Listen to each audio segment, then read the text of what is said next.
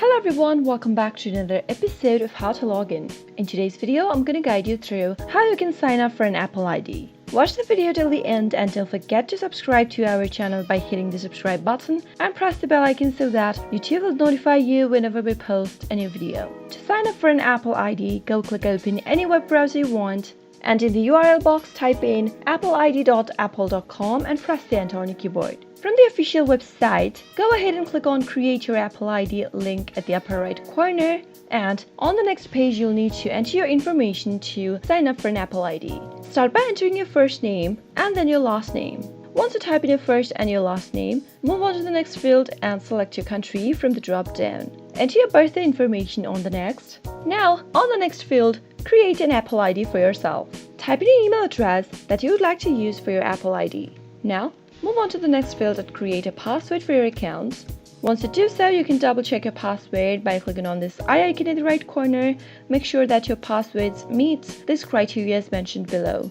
You must include an uppercase letter, a lowercase letter, 8 or more characters, and at least one number on your password. Confirm your password by typing it again in the next text field, and once you're done, go ahead and enter your phone number. Make sure to enter a phone number you can always have access to, since this will be used to verify your identity anytime you sign in or sign in on a new device or web browser.